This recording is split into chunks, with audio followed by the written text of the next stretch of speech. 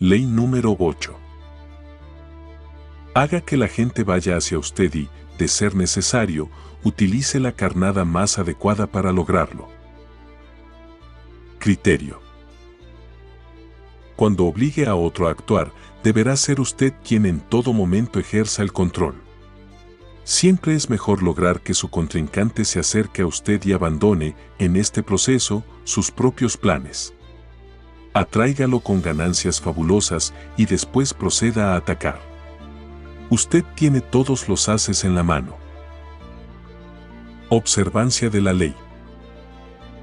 En el Congreso de Viena, en 1814, se reunieron las principales potencias de Europa para repartirse lo que quedaba del derrotado imperio napoleónico.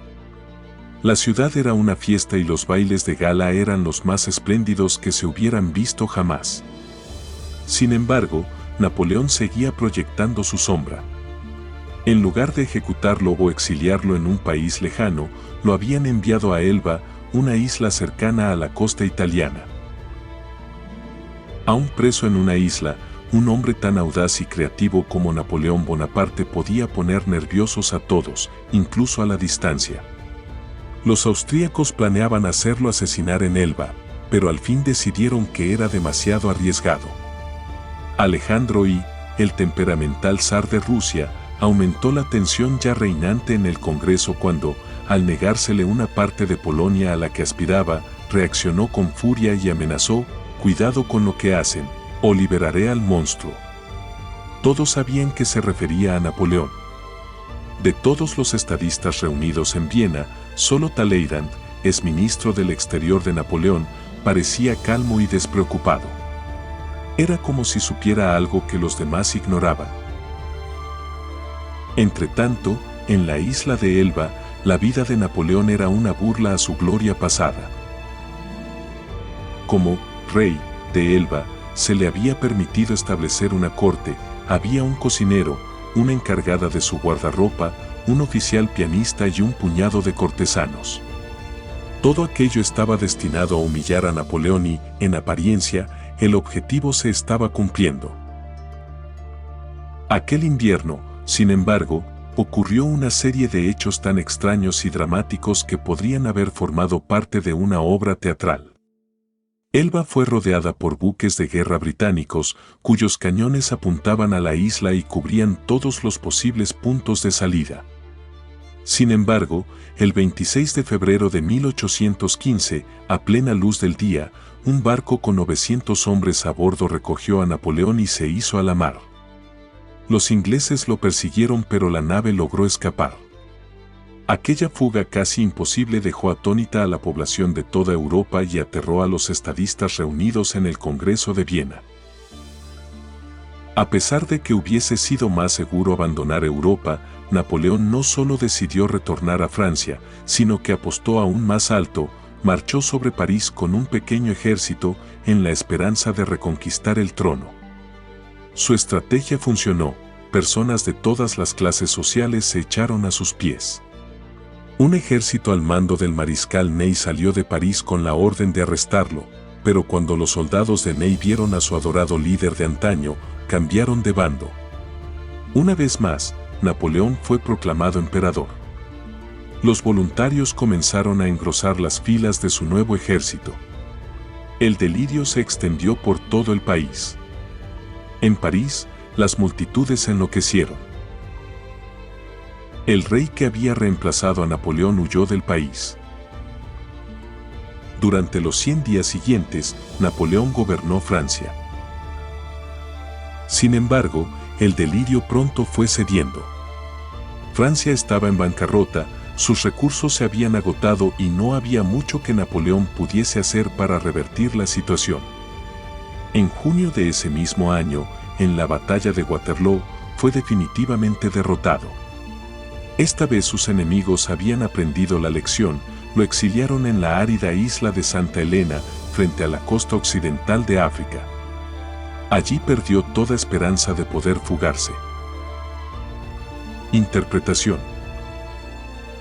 Solo varios años después se conocieron los entretelones de la dramática fuga de Napoleón de la isla Elba. Antes de decidirse a dar un paso tan audaz, los visitantes a su corte le habían dicho que era más popular que nunca en Francia y que el país volvería a recibirlo con los brazos abiertos. Uno de aquellos visitantes era el general austríaco Collier, quien convenció a Napoleón de que, si se fugaba de su prisión, las potencias europeas, incluida Inglaterra, aceptarían su regreso al poder. Se le sugirió a Napoleón que los ingleses lo dejarían escapar y, en efecto, su fuga se produjo en medio de la tarde, a plena vista de los británicos. Lo que Napoleón no sabía era que detrás de todo aquello había un hombre que manejaba los hilos cual hábil titiritero. Ese hombre era su exministro Talleyrand. Y Talleyrand hacía todo aquello, no para resucitar los tiempos de gloria de Napoleón, sino para aplastarlo de una vez por todas. Consideraba que la ambición del emperador desestabilizaba a toda Europa y hacía ya tiempo que se había vuelto contra él.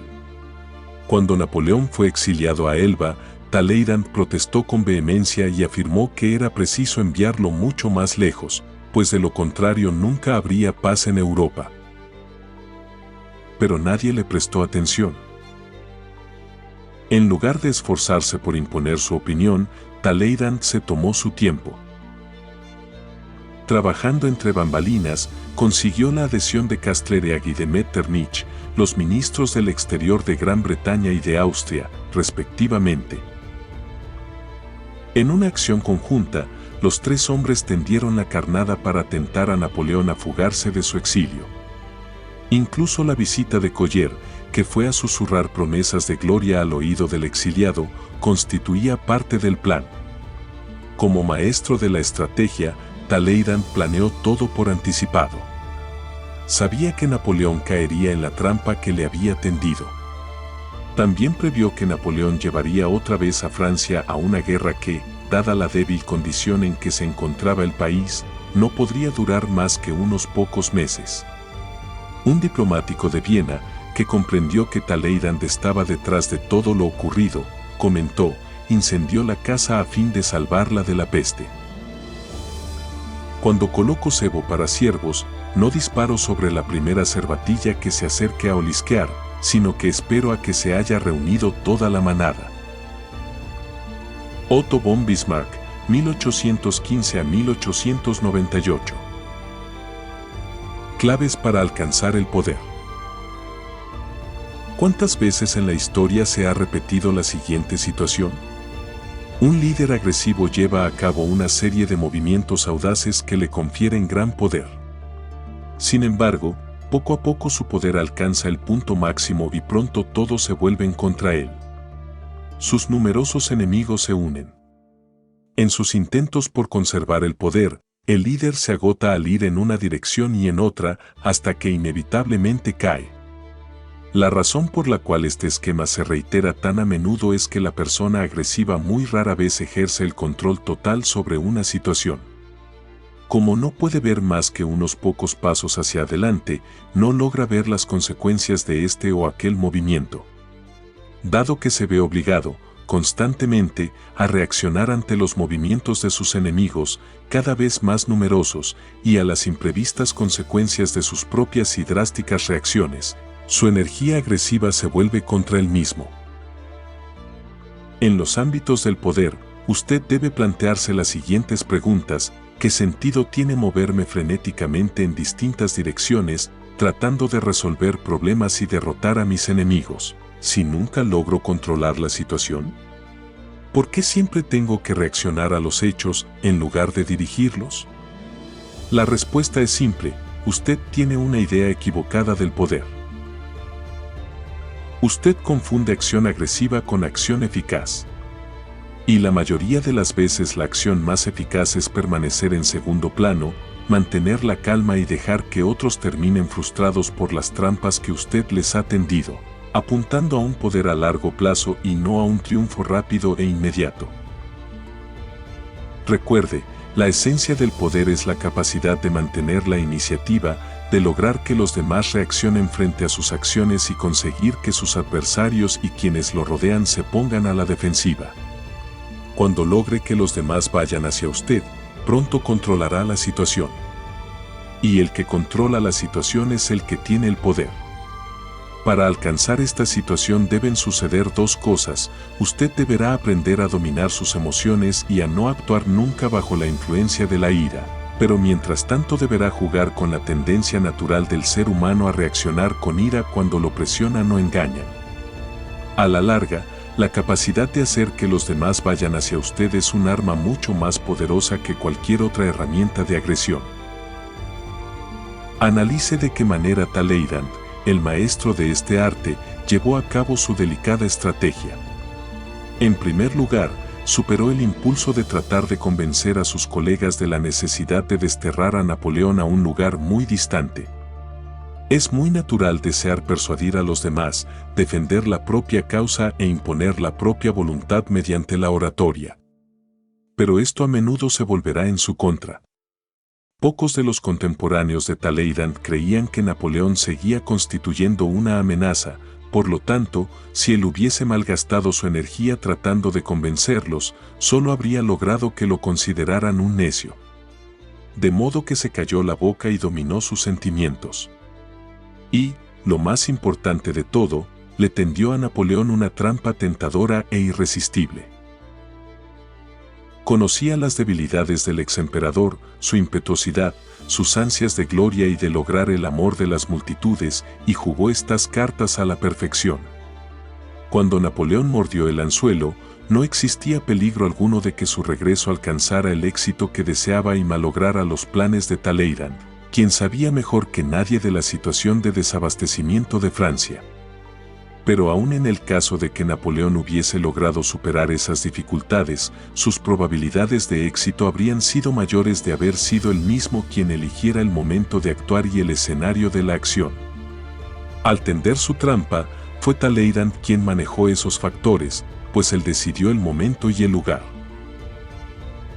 Todos disponemos de una cuota determinada de energía, y llega un momento en que nuestra capacidad se halla en su apogeo. Cuando usted obliga al otro a ir hacia usted, el otro se desgasta, pues derrocha su energía en el camino. En 1905, Rusia y Japón estaban en guerra. Hacía muy poco que los japoneses habían comenzado a modernizar sus buques de guerra, de modo que Rusia poseía una armada mucho más poderosa. Sin embargo, haciendo circular información falsa, el mariscal japonés Togo Yachiro indujo a los rusos a dejar su puerto en el mar Báltico, pues les había hecho creer que con un ataque sorpresivo podrían borrar del mapa a la flota japonesa. La flota rusa no podía llegar a Japón por la ruta más corta, la que pasa por el estrecho de Gibraltar y el canal de Suez hacia el Océano Índico, porque ese paso estaba controlado por los ingleses y Japón se había aliado con Gran Bretaña. Los buques rusos tuvieron que rodear el Cabo de Buena Esperanza, en el extremo sur de África, agregando más de 6.000 millas de recorrido. Una vez que la flota pasó el Cabo de Buena Esperanza, los japoneses hicieron circular otro rumor, según el cual la flota japonesa se dirigía al encuentro de los rusos para atacarlos. Como consecuencia, los rusos hicieron todo el viaje hasta Japón en estado de alerta de combate. Cuando llegaron a destino, los marineros se hallaban tensos y agotados por el exceso de trabajo, mientras que los japoneses, distendidos y descansados, no habían hecho sino esperarlos. A pesar de su falta de experiencia en las técnicas del moderno combate naval, los japoneses aplastaron a los rusos. Otro beneficio de la actitud de hacer que su contrincante vaya hacia usted, como lo descubrieron los japoneses con los rusos, es que obliga a su adversario a operar en terreno extraño. Encontrarse en un entorno hostil lo pondrá nervioso y a menudo precipitará sus actos y lo llevará a cometer errores. Cuando se trata de reuniones o negociaciones, siempre es conveniente atraer al otro a nuestro territorio o a un territorio elegido por nosotros. Así, uno se siente cómodo y sereno en un entorno que le resulta familiar, mientras que el otro, al encontrarse en un ámbito extraño, es inducido sutilmente a tomar una posición defensiva. La manipulación es un juego peligroso. Una vez que alguien sospeche que lo están manipulando, resultará cada vez más difícil de dominar. Pero cuando usted hace que su contrincante vaya hacia usted, le genera la ilusión de que es él quien controla la situación. El otro no percibe los hilos que lo están manejando, así como Napoleón creyó que era él el artífice de su audaz fuga y su retorno al poder. Todo depende de cuán tentador sea el cebo que usted utilice para atraer a su contrincante. Si la trampa es lo bastante atractiva, la turbulencia de las emociones y ansias del enemigo lo cegarán y no le dejarán ver la realidad. Cuanto mayor sea su codicia, tanto más fácilmente se lo podrá manipular. Daniel Drew, un gran capitalista del siglo XIX, era un maestro en el manejo del mercado bursátil. Cuando quería que un determinado paquete accionario fuese comprado o vendido, lo cual haría subir o bajar los precios, rara vez optaba por una acción directa. Una de sus tácticas consistía en pasar a toda prisa por un club muy exclusivo, cercano a Wall Street, dando muestras evidentes de ir camino hacia la bolsa, y sacar su típico pañuelo rojo para secarse la transpiración de la frente. En ese gesto, se le caía, en apariencia sin que él se diera cuenta, un trozo de papel. Los socios del club, siempre atentos a los movimientos de Drew, que intentaban prever, se abalanzaban sobre el papel, que en forma invariable parecía contener información confidencial sobre algún tipo de acciones. De inmediato se corría la voz y los socios del club compraban o vendían sus acciones en cantidades masivas, con lo cual caían en el juego perfecto de Drew. Si puede lograr que otros caven su propia sepultura, ¿por qué va a hacerlo usted? Los carteristas utilizan este método a la perfección. La clave para robarle a alguien reside en saber en qué bolsillo lleva la billetera.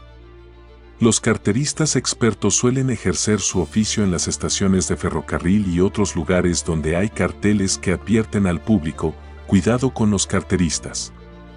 Los transeúntes, al leerlos, automáticamente llevan la mano a la billetera para asegurarse de que aún está en su sitio. Para el atento carterista, eso es como pescar con dinamita. Hubo casos en que fueron los propios carteristas quienes colocaron este tipo de carteles para asegurarse el éxito. Cuando se aplica la táctica de hacer que el otro venga hacia uno, a veces conviene darle a entender la maniobra. De esa manera, cambia el engaño por una manipulación abierta. Las ramificaciones psicológicas de esta forma de proceder son profundas. La persona que logra que el otro vaya hacia ella aparece como poderosa e inspira respeto. Felipe Brunelleschi, el gran artista y arquitecto del Renacimiento, cultivó el arte de hacer que los demás fueran a él como señal de su poder. En cierta ocasión lo habían contratado para reparar la cúpula de la iglesia Santa María del Fiore, en Florencia. Se trataba de un trabajo importante que le daría prestigio. Pero cuando los funcionarios de la ciudad contrataron a un segundo hombre, Lorenzo Ghiberti, para que trabajara con Brunelleschi, el gran artista se sintió ofendido. Sabía que Ghiberti había obtenido aquel trabajo solo gracias a sus relaciones, que no haría nada y aún así se llevaría la mitad de los laureles. En un momento crítico de la construcción, Brunelleschi comenzó de pronto a padecer una misteriosa enfermedad. Se vio obligado a suspender su trabajo, pero tranquilizó a los funcionarios diciéndoles que, como habían contratado a Ghiberti, este podría continuar solo. Pronto resultó evidente que Ghiberti era un inepto total, y los funcionarios fueron a rogarle a Brunelleschi que reanudara su trabajo. Brunelleschi ignoró sus ruegos e insistió en que Ghiberti debía terminar el proyecto. Por último, sus empleadores se dieron cuenta de cuál era el problema y despidieron a Ghiberti. En forma milagrosa, Brunelleschi se recuperó al cabo de pocos días.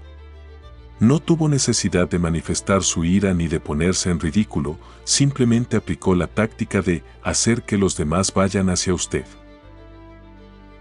Si, en un momento dado, usted insiste, por amor propio y por conservar su dignidad, en que los demás deben ir hacia usted y lo logra, seguirán haciéndolo en el futuro, aun cuando usted no haga nada para obligarlos.